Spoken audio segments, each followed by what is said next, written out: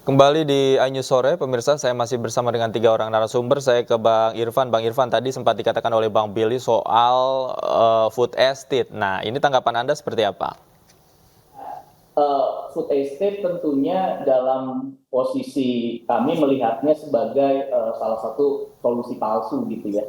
Di dalam konteks isu perubahan iklim itu di dalam mitigasi ada dikenal sebagai solusi palsu dan di konteks adaptasi ada yang dikenal maladaptation gitu ya. Solusi palsu itu apa? Solusi-solusi yang dihadirkan seakan-akan dia adalah konteks memitigasi perubahan iklim, tapi kalau kita periksa secara dalam ada sesat-sesat pikir gitu yang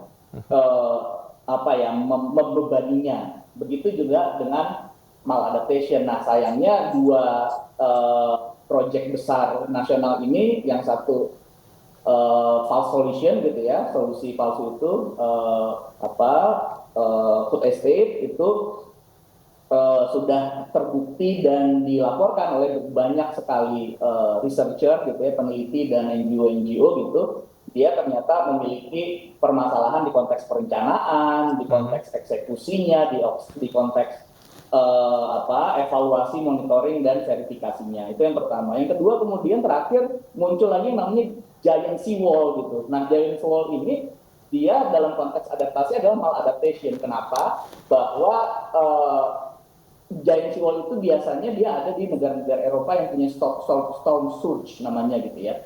Sedangkan di negara-negara kepulauan tropis seperti Indonesia yang mengenal namanya angin bahorok, mungkin mungkin kayak kita kenal angin bahorok gitu ya, mungkin solusinya bukan itu, dan kita lebih menghadapi penurunan muka air tanah daripada kenaikan muka air laut gitu. Jadi kita perlu secara komprehensif menelaah mana-mana mitigasi, mana-mana adaptasi untuk bisa melahirkan kebijakan yang komprehensif dan dapat menjawab permasalahan krisis iklim yang kita hadapi. Kira-kira begitu. Oke, Bang Pumpida, Anda sepakat dengan Bang Irfan bahwa food estate ternyata banyak masalah dan ini juga menjadi sorotan yang bukan tidak mungkin nanti pada saat debat juga akan ada di atas panggung. Ya, kalau berhasil sebetulnya itu prestasi yang luar biasa. Tapi kalau kemudian tidak berhasil seperti ini, ya berarti perusahaan lingkungannya harus difikirkan kan begitu. Dan itu harus dipertanggungjawabkan di kemudian hari. Tapi yang saya lucu ini ketika seseorang bicara tentang transisi hijau, tapi bicaranya tidak di dalam kaidah yang masuk di dalam hal misalnya avoidance. Kan harus 3 kaidah. Hanya 3 kaidah saja sebenarnya ya. Avoidance, reduction, sama removals. Nah, kalau kemudian kita bicara menggunakan gas alam di dalam konteks hilirisasi, itu sudah ke laut gitu.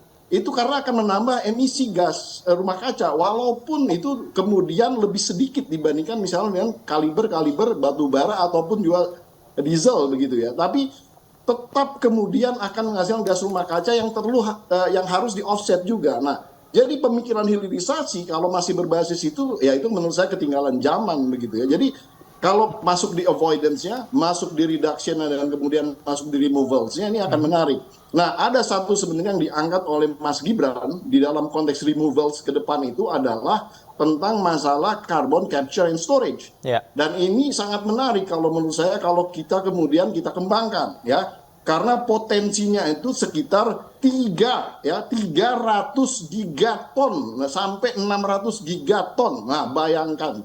Jadi ini kalau misalnya harga karbonnya saja sudah $5, bayangkan kalau misalnya 300 gigaton kita kalikan dengan $5 saja. Gigaton itu miliar ya, berarti 300 miliar dikali 5 misalnya. Itu udah sekitar 1.500 miliar dolar kita bisa dapatkan. Nah, artinya kalau kemudian CCS ini dimanfaatkan untuk kemudian kepentingan bangsa Indonesia ini, wah ini lebih dari cukup untuk membangun yang namanya perekonomian hijau begitu ya. Tapi ada satu hal nih, ada satu catatan ya. Jangan kemudian yang namanya CCS ini diberikan kepada asing karena ini sebenarnya mampu kita menyelenggarakan sendiri. Pertamina bisa menyelenggarakan dengan sendirinya karena apa? Yang terjadi itu dalam konteks CCS itu adalah dengan menggunakan alat yang namanya DAC, Direct Air Conversion itu, diseraplah udara-udara kotor yang kemudian dipisah antara udara kotor itu dengan udara bersihnya dilepaskan kembali. Jadi oksigen dilepaskan kembali, yang gas rumah kaca dan CO2-nya kemudian diserap dimasukkan ke dalam storage dan kemudian dimasukkan ke dalam sumur-sumur kosong Oke. bekas minyak dan gas. Kalau itu Jadi tidak sumur-sumur ketinggalan kosong. zaman ya, Bang Pumpidah? Nah, kenapa? Kalau itu tidak ketinggalan zaman ya? Kalau itu tidak ketinggalan zaman, ini suatu gebrakan yang baru. Investasinya Oke. memang besar, tapi manfaatnya juga besar. Karena kita masuk ke dalam basis removal study. Nilai karbonnya, kalau tadi saya bilang $5 itu kekecilan gitu sebenarnya. Tapi saya rata-ratakan berdasarkan harga IDX Oke. karbon yang sudah diluncurkan di September 26 tahun lalu ya oleh Pak Jokowi juga. Dan ini harus kita ramaikan karena IDX karbon itu masih sepi-sepi aja. Oke. Jadi kalau kemudian kita tidak berpikir di dalam konteks hijau dan konteks hijaunya hanya berpikir kepada basis mitigasi perubahan iklim, sebenarnya menurut saya tidak sesuai dengan kaidah yang namanya menjaga kedaulatan negara kesatuan Republik Indonesia. Membangun suatu aktivitas yang berkelanjutan harus berbasis kepada kedaulatan itu tadi. Artinya apa? Sebenarnya kita berpikir untuk kelanjutannya di mana NKRI ini sampai ratusan tahun ke depan ini masih bisa dimanfaatkan oleh anak cucu kita ke depan. Nah, oleh karena itu di dalam debat yang akan datang itu Pak Mahfud akan tampil sebagai seorang yang ingin mewariskan kepada anak cucunya gitu, bahwa Indonesia ini harus lestari gitu. Baik. Ini belum debat cawapres saja, gagasan Bang Billy ini udah dipertanyakan sana sini nih. Saya kasih kesempatan deh, Bang Billy. Tadi katanya pengelolaan gas alam berpotensi tambah emisi gas. Saya ingin klarifikasi beberapa hal. Kalau avoidance reduction removal aja itu nggak cukup. Bang Pompei kurang dua hal, replacement dan substitution. Ya, jadi bukan hanya avoidance reduction removal. Kalau kita hindari, kurangi, dan buang, nah kebutuhan masyarakat Indonesia terkait dengan pangan dan energi itu meningkat setiap tahun. Setiap tahun diperkirakan ada penambahan sekitar 3 juta penduduk Indonesia. Penambahan 3 juta penduduk Indonesia ini butuh pangan dan butuh energi.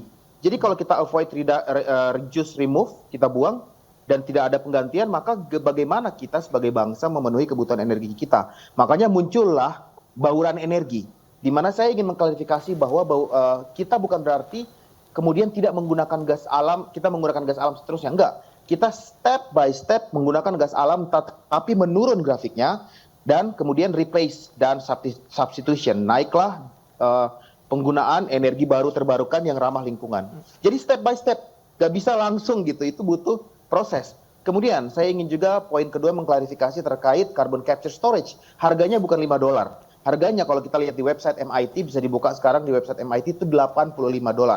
Dan investment yang berhasil Pak Jokowi kemarin tarik dari Amerika Serikat yang akan dikerjakan oleh Pertamina, ya, sebuah carbon capture storage project sebesar 4.000 gigaton itu.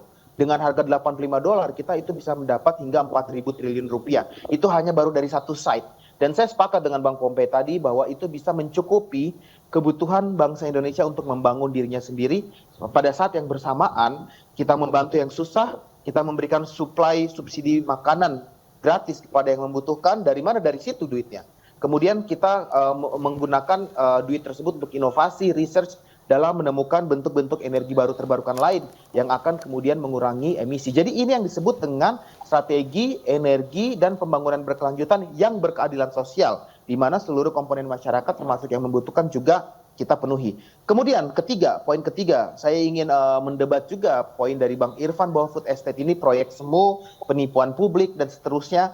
Yang namanya proyek nasional, apalagi sebesar food estate ini, butuh proses. Step by step kita lakukan, mulai daripada pembukaan lahan, pengkondisian lahan, penyuntikan nutrisi dan unsur hara, penanaman, sampai dengan panen. Itu prosesnya itu bisa minimal 3 tahun. Jadi kita nggak bisa melihat apa yang masih sedang dibangun, lalu kita judge bahwa itu berhasil atau gagal. Seperti itu. Butuh proses jangka panjang. Dan sekali lagi saya quote angka, setiap tahun jumlah penduduk Indonesia bertambah 3 juta orang, semuanya butuh makan, perutnya lapar. Dan gimana caranya kita kasih makan kalau lahan jumlahnya juga berkurang? Maka lahirlah food estate ini, seperti anggap saja dia adalah kulkas-kulkas atau lemari-lemari penyimpanan masyarakat Indonesia, agar dalam jangka panjang masyarakat Indonesia, bangsa Indonesia nggak lapar. Gitu, dan butuh proses sedikit-sedikit saja. Sudah ada yang berhasil kok dari food estate, ada 1.000 hektar di Sumatera Utara yang kemudian berhasil meningkatkan pendapatan petaninya hingga 600.000, Mas. Jadi bukan proyek semu, sudah ada keberhasilan dalam skala kecil, apalagi kalau digabungkan dalam skala besar. Baik, gitu. Baik. Bang Irfan, bukan proyek semu, itu sudah ada contohnya keberhasilan tuh tadi kata Bang Billy. Tanggapan Anda? Iya, saya nggak bilang semu dan saya nggak bilang kebodohan publik, saya bilang false. Konteksnya adalah false mitigation, gitu, mitigasi yang dia dalam konteks ini mungkin perlu dipikirkan apakah dia memang aksi mitigasi atau adaptasi perubahan iklim. Misalnya begini, dalam konteks National Determined Contribution Indonesia gitu ya, dan rencana aksi daerah penurunan emisi gas rumah kaca, itu kalau kita periksa banyak sekali aksi-aksi mitigasinya itu yang berhasil itu adalah aksi-aksi yang tidak terencana dan di luar perencanaan. Gitu ya. Jangan sampai kemudian nanti kita salah melakukan aksi, tapi dampaknya lebih besar kepada perubahan iklim gitu ya, yang sudah menjadi krisis iklim saat ini. Saya rasa dalam konteks food estate tentu tidak bisa misalnya diksinya tidak bisa dikatakan gagal di 3 tahun pertama gitu ya, atau waktu-waktu tertentu. Tapi kan evaluasinya perlu dilakukan. Makanya dalam konteks ini Anies Baswedan dan Muhaimin Iskandar menawarkan yang namanya audit lingkungan, melakukan audit lingkungan sebagai mandat dari Undang-Undang 32 tahun 2009 untuk melihat apakah capaian-capaian dari food estate atau perencanaan-perencanaan pembangunan yang lainnya itu adalah bagian dari ikhtiar kita untuk menangani krisis iklim atau itu akan menjebak kita kembali ke dalam krisis iklim yang semakin berbahaya. Oke, baik. Ini diskusi kita sore hari ini cukup mencerminkan atau merepresentasikan nanti ya debat besok pada debat cawapres besok ini paling tidak sudah memanaskan suasana tadi saling serang Bang Irfan, Bang Billy dan Bang Pumpida atas gagasan-gagasan terkait tema pembangunan lingkungan dan sumber daya alam. Terima kasih Bapak-bapak. Saya menantikan serunya besok debat cawapres di atas panggung. Terima kasih sudah bergabung bersama kami di Ainju Sore. Sehat selalu. Pemirsa, elektabilitas pasangan Ganjar Mahfud naik signifikan di beberapa wilayah. Salah satunya di Provinsi Banten, suara Ganjar Mahfud naik hingga 10%.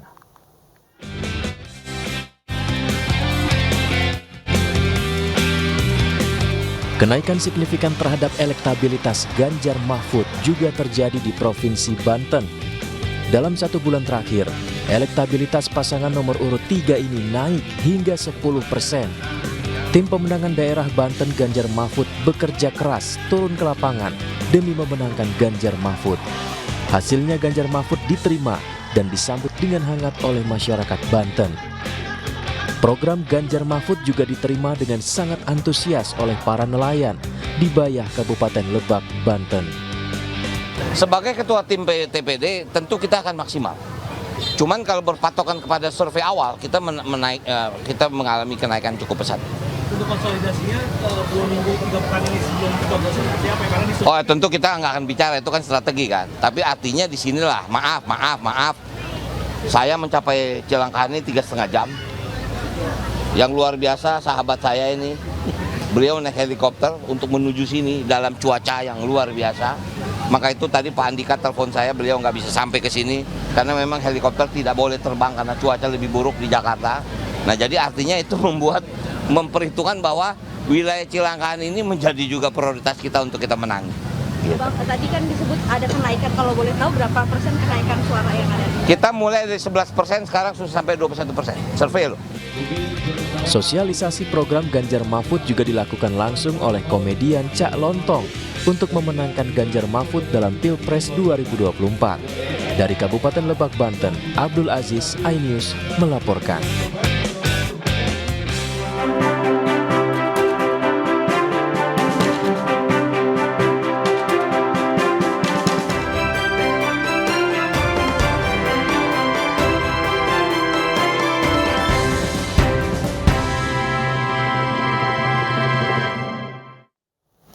Pemirsa, digital banking merupakan salah satu solusi perbankan yang tengah berkembang pesat dan gencar diperkenalkan oleh perusahaan perbankan. Inovasi yang memudahkan nasabah dengan aplikasi multifungsi dalam satu genggaman menjadi daya tarik tersendiri di masa kini.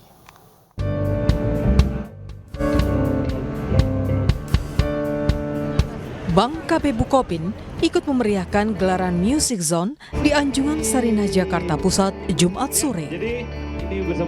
Bank KB Bukopin juga memperkenalkan dan mempromosikan KB Star, inovasi aplikasi digital banking masa kini yang memberi solusi komprehensif dan terintegrasi dalam satu genggaman. Para pengunjung pun antusias mendatangi booth KB Bukopin untuk membuka rekening melalui KB Star. KB Star hadir dengan beragam fitur dan produk, di antaranya Pay Contact, Online Time Deposit, dan Planning Account. Dalam persaingan digital banking sekarang ini ya, tentunya KB Star akan hadir dengan full power, yang didukung dengan produk seperti plus account, tabungan dengan bunga 3%, ada juga deposito online di mana nasabah bisa membuka deposito kapan saja, di mana saja tanpa perlu datang ke cabang. Kita juga punya planning account, tabungan rencana untuk masa depan.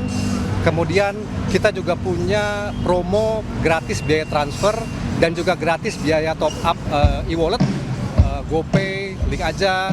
Dan juga fitur seperti Pay Contact di mana nasabah bisa melakukan transfer uang tanpa perlu tahu nomor rekening temannya, tinggal memasukkan nomor handphone aja, dan juga seperti split bill.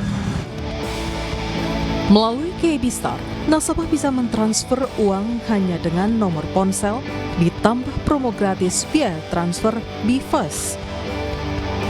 Selain itu, nasabah bisa membuka deposito kapan saja dan di mana saja tanpa harus datang ke bank dengan suku bunga kompetitif. Nasabah juga bisa membuka tabungan berjangka fleksibel dengan saldo awal minimum hanya Rp100.000. Dari Jakarta, Steven Fatinama, iNews melaporkan. Pasangan calon presiden dan wakil presiden Ganjar Mahfud mendapat dukungan dari tokoh lintas agama. iNews sore segera kembali.